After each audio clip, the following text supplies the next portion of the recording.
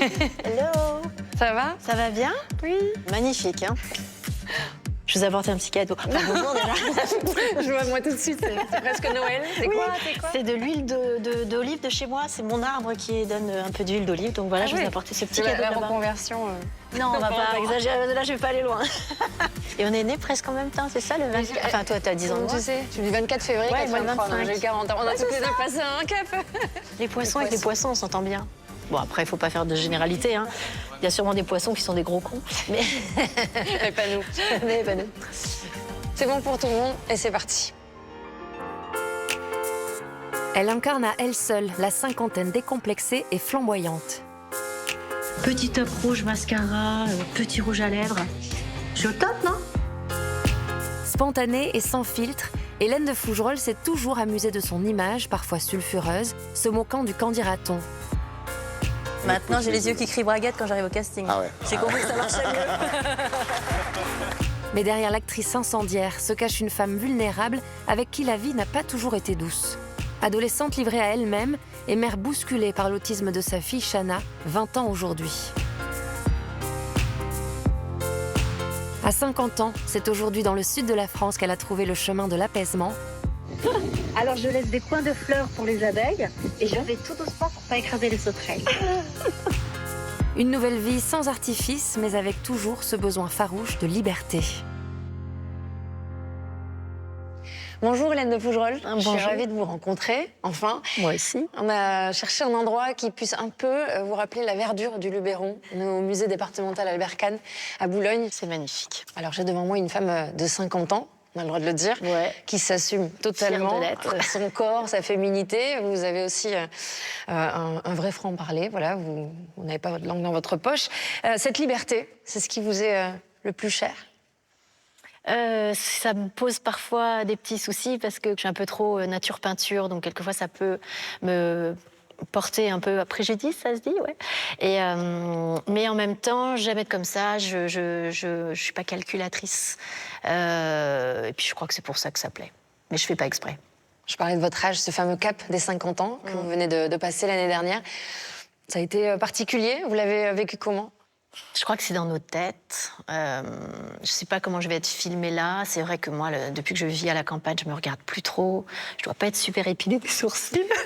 Je fais plus trop attention à tout ça, mais c'est un tel bonheur de plus être sur son physique, de se dire est-ce qu'on a un kilo en trop, est-ce qu'on va plaire. J'ai passé ma vie à me dire que j'étais aimable si j'étais attirante. Aujourd'hui, je m'en fiche un peu. Je suis plus là-dedans. J'ai plus envie. Je suis plus dans la séduction comme j'ai pu l'être, je pense. J'espère, je crois, en tout cas. Donc non, c'est pas un cap compliqué à partir du moment où je me sens bien, sans en faire trop. Vous avez démarré, vous aviez à peine 20 ans. Je vous ai entendu, vous nous disiez que plus jeune, vous vouliez plaire. Vous aviez l'impression qu'il fallait absolument correspondre à ce qu'on attendait de vous, dépendre du regard de l'autre, de l'envie de l'autre, du réalisateur. C'est un peu un sujet en ce moment qui fait parler. Vous l'avez ressenti comment, ça? Vous l'avez vécu comment? Alors j'ai fait mon premier film à 14 ans, j'ai vraiment commencé à 16 ans. J'ai arrêté l'école et j'ai commencé à être actrice. Est-ce qu'à l'époque, ça a joué dans votre construction de femme? Sûrement, sûrement, de croire qu'il faut être désiré et puis surtout ce que sa valeur est par rapport au fait qu'on nous aime ou pas, que l'autre nous donne notre valeur. C'est ça qui est très bizarre, de se construire par rapport à ça. Je parlais de l'actualité, l'expérience de Judith Godrèche. Elle a parlé récemment. Elle aussi, elle a commencé très jeune sa carrière. Et puis, elle a eu cette relation toxique avec Benoît Jacquot, le réalisateur, dès ses 14 ans. Cette emprise dont elle a beaucoup parlé, vous l'avez-vous expérimentée? Alors, pas du tout. J'ai eu cette chance. Pas du tout, du tout, du tout. J'ai vraiment, moi, joué un jeu qui était d'essayer de plaire pour tourner ou pour être prise ou pour être choisie, pour pouvoir travailler. Mais ça n'a jamais été plus que ça. Vous n'avez pas croisé de prédateurs, comme on les appelle aujourd'hui? J'ai peut-être fait un ou deux castings un peu pourris, hein, avec des gens qui en profitaient, mais ça fait partie de l'histoire et ça m'a pas atteint. Je me sens pas abîmée, je me sens pas, c'est pas quelque chose que je vais revendiquer. Non, j'ai joué un jeu, puis j'ai gagné pas mal de rôles, donc j'étais contente de jouer à ce jeu-là parce que ça marchait. Aujourd'hui, je vois très bien qu'il faut jouer à autre chose. À 50 ans, on peut plus faire. Moi, je vais des nattes, hein, quand même. On est... Fille qui dit j'ai pas peur de vieillir, elle arrive en natte. Mais ouais, non. Le féminisme aujourd'hui, c'est vrai qu'on en parle beaucoup, ça ne vous parle pas? Ça me parle pas du tout, je me sens pas du tout en... Non, je me sens équilibrée avec les hommes, je trouve que j'ai ma place. Je vais pas me battre pour être à égalité puisque je le suis. Ça vous a valu quelques critiques, ce genre de déclaration ou cet état d'esprit? On verra après. Le politiquement correct, c'est pas votre truc, quoi. En tout cas, je pense que je suis alignée avec ce que je raconte. Ça va à peu près, je crois. Cette liberté, Ouais. je crois que vous la devez en partie à votre maman. J'ai lu qu'elle n'était pas vraiment là, qu'elle vous a beaucoup laissé un peu livrée à vous-même. Vous êtes senti que vous étiez peu protégée par votre mère?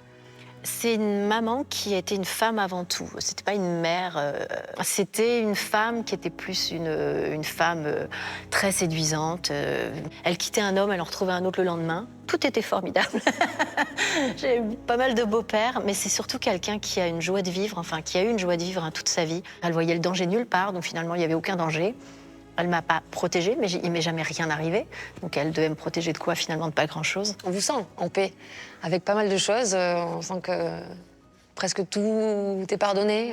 Tout ce que vous avez peut-être ressenti plus jeune, que ce soit le regard des hommes, votre mère, vous le ressentez comme ça aujourd'hui? Je sens qu'il n'y a plus grand-chose qui accroche. Après, j'ai encore un peu d'ego, il y a encore des trucs où j'ai du doute, où je suis pas sûre de moi. J'ai des petites failles encore partout, mais je vais pas créer des problèmes où il y en a pas, en fait, c'est ça.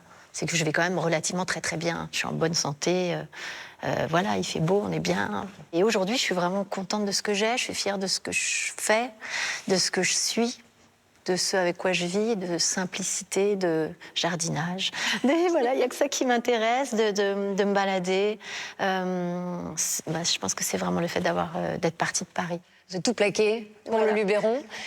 Vous y vivez donc seule avec votre fille. Ouais. Qu'est-ce qu'elle vous a appris à vous? Qu'est-ce qu'elle a changé chez vous?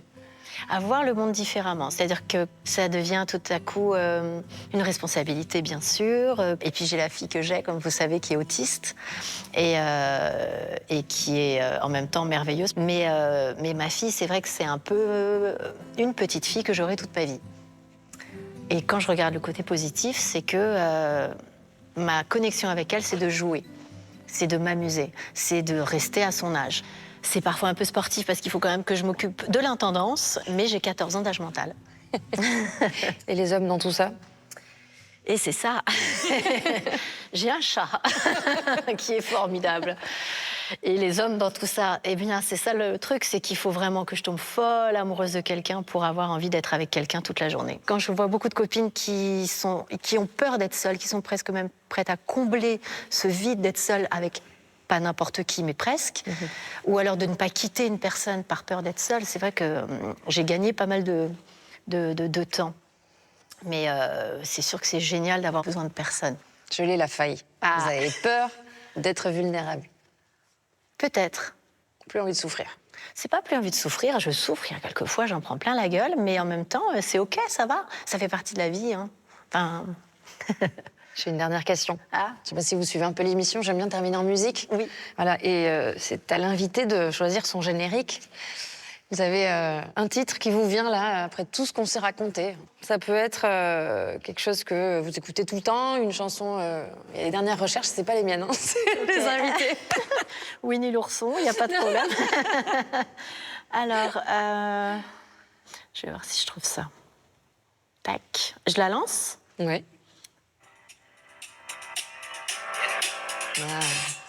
Ah, donc c'est Ça toujours ambiance un très, direct. très good mood. Hein. Bah oui. Ça donne envie de danser. Je vois des petits... Parce que c'est vraiment, on s'allume et on fait ambiancer les autres. Et c'est vraiment, voilà, c'est une façon de voir la vie qui me correspond pas mal. Merci beaucoup. Merci à vous. Je vais faire un selfie. Alors avec une Ah ouais, bonne moi, je lumière veux sur la bien. tête. Hein, tu crois que c'est pas trop ça? On va vite voir. Oui, c'est beaucoup. Ouais, ça va être mieux comme ça. Merci beaucoup.